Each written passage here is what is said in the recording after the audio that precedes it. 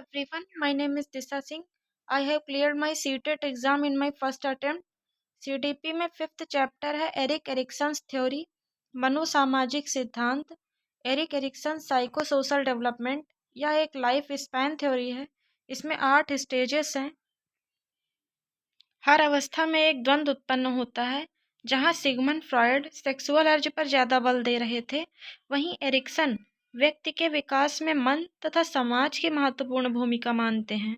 मनुष्य के जीवन की हर अवस्था पर मानसिक द्वंद्व उत्पन्न होते हैं, जो धनात्मक तथा ऋणात्मक दोनों होते हैं। अगर आप धनात्मक की ओर जाते हैं तो वर्च्यू विकसित होंगे।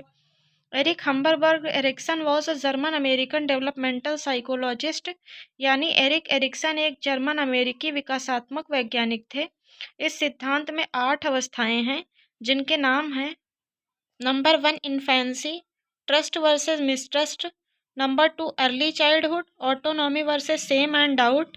Number 3 preschool, initiative versus guilt. Number 4 school age, industry versus inferiority. Number 5 adolescence, identity versus role confusion. Number 6 young adulthood, intimacy versus isolation. Number 7 middle adulthood, generativity versus stagnation. Number 8 maturity, ego integrity versus despair. इसे short form में TAIIE भी कहते हैं। इस theory की पहली stage है विश्वास बनाम अविश्वास। यह एज जन्म से 1.5 वर्ष तक होती है। अगर बच्चे को सही से care, love, warmth, cleanliness, feeding मिलती है तो इन एक्टिविटीज से बच्चे में ट्रस्ट आता है। ट्रस्ट से बच्चे में होप डेवलप होती है। इस थ्योरी की दूसरी स्टेज है स्वायत्तता बनाम लज्जा। यह एज 1.5 वर्ष से 3 वर्ष तक होती है। अगर बच्चे को इंडिपेंडेंस या चूज करने की फ्रीडम दी जाए तो एक विल डेवलप होती है। Example toilet training. इस थ्योरी की तीसरी स्टेज है उपक्रम बनाम दोष। यह एज 3 वर्ष से 6 वर्ष तक होती है, यानी बच्चे को एक्टिविटीज़ करने का मौका देना चाहिए। एग्जाम्पल के लिए झाड़ू लगाना।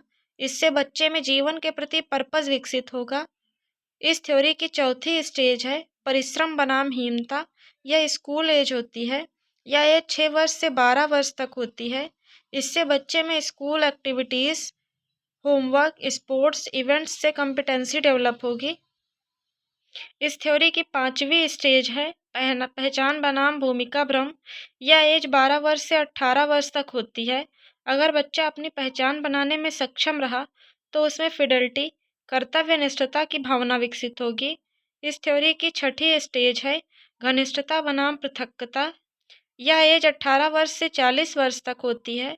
अगर आप इंटीमेट रिलेशनशिप बना पाएंगे तब लव की भावना रहेगी, नहीं तो आप अकेले रह जाएंगे।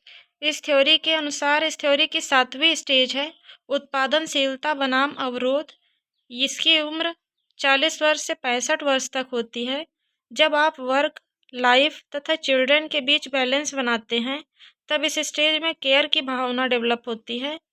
इस थ्योरी की 8वीं स्टेज है सत्यनिष्ठता बनाम निराशा।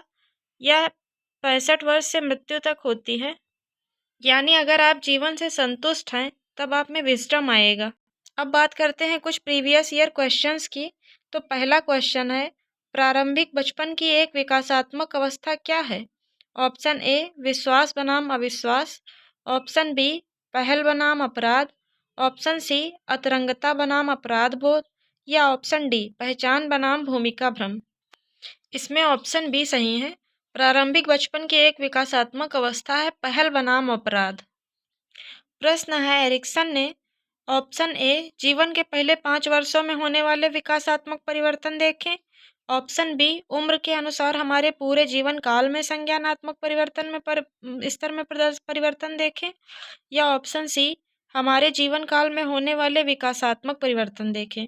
तो एरिक्सन ने हमारे जीवन में अलग अलग स्टेजेस पर होने वाले विकासात्मक परिवर्तन देखे, इसलिए ऑप्शन सी सही है।